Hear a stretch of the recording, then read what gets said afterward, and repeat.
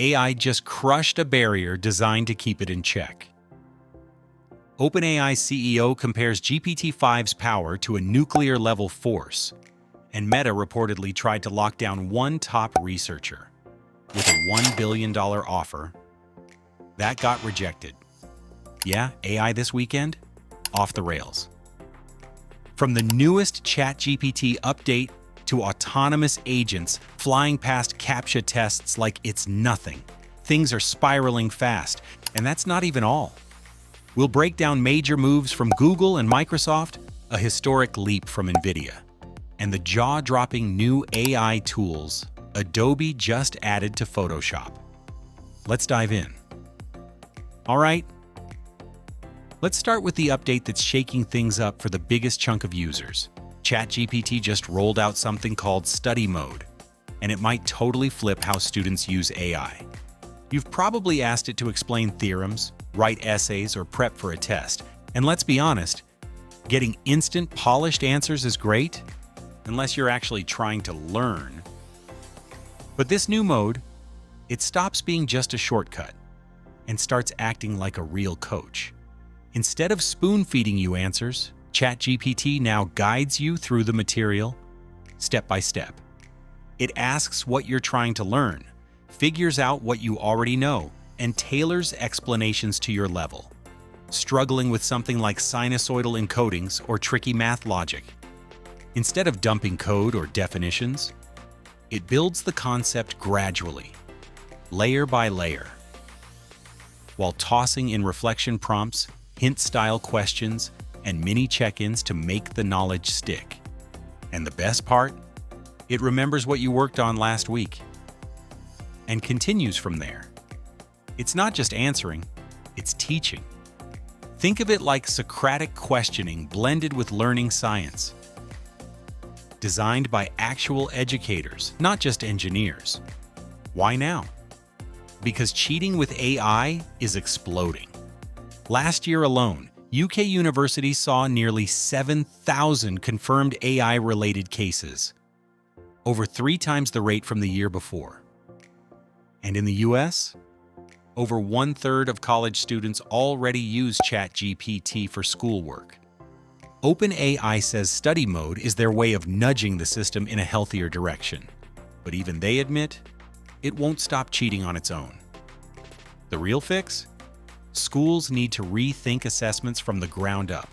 One student, Maggie Wang, said she finally understood sinusoidal encodings after a 3-hour study mode session, something she'd failed to grasp multiple times before. She called it a tutor that never gets tired. And honestly, that's the vibe. Now, let's talk about the moment when AI literally proved it could pass for a human. So ChatGPT's agents now live in isolated browser environments where they can perform real-world tasks, browsing, downloading, and even online shopping. Well, one of these agents was given a task involving a Cloudflare page. You know the kind. Click the box to prove you're not a robot. And the agent?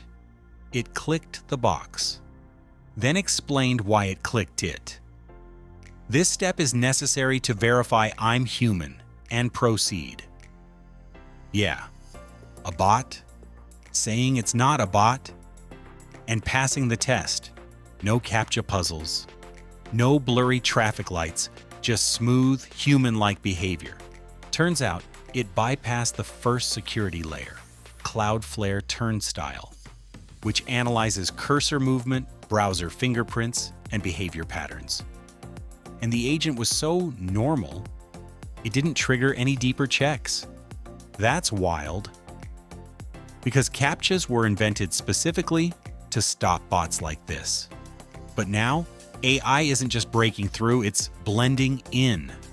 And it's not just CAPTCHA tests. Someone on Reddit gave the agent a $150 grocery budget, told it to avoid red meat, and it successfully filled an online cart with healthy items. Of course, it's not flawless. One user said it completely failed on a poorly designed site. So yeah, bad UI still beats smart AI sometimes. But what's really shaking people up is what OpenAI CEO just said about GPT-5. Sam Altman admitted the model gives him nuclear project vibes. He compared testing GPT-5 to witnessing the Manhattan Project, the creation of the atomic bomb. Not because of destruction, but because of sheer power and unpredictability. He said there were moments during testing where he just watched it in silence, deeply unsettled by how fast, how capable, and how intuitive it felt. Remember, this is coming from the man running the company. He also warned there are no grown-ups in the room. The people tasked with regulating AI, they're not even close to keeping up. And just when you think it can't get more intense, here comes Meta. Mark Zuckerberg has been aggressively recruiting top AI talent for Meta's new superintelligence division. And what did he offer? A billion-dollar deal to a single researcher. Others were offered $200 million to $500 million over just 4 years. And here's the kicker. Every single one of them said no. According to Wired, not one member of the Thinking Machines lab accepted Meta's offer. That's not just rejecting money, it's a powerful statement. It signals a divide in values, in trust, in vision. Now, Meta and OpenAI may dominate headlines, but the rest of the AI world? It's not slowing down either. Here's your rapid-fire update. Ideogram launched a tool that generates consistent faces and characters across different images. Perfect for brand creators and comic artists. Microsoft Edge now has a built-in co-pilot that reads across all your tabs, summarizes, and responds to voice. Google added PDF and real-time video inputs to AI search, plus a planning workspace called Canvas that evolves with your projects. NVIDIA's Llama Neutron 1.5 broke benchmarks, running complex tasks faster than anyone expected. And Adobe Photoshop just got AI upgrades that auto-blend objects, upscale images, and clean up edges with insane precision. So, AI writing essays, clicking "I'm not a robot," and casually turning down billion-dollar offers. Is this evolution or escalation? Let me know what you think in the comments. Make sure to like, subscribe, and turn on notifications. And I'll catch you in the next one.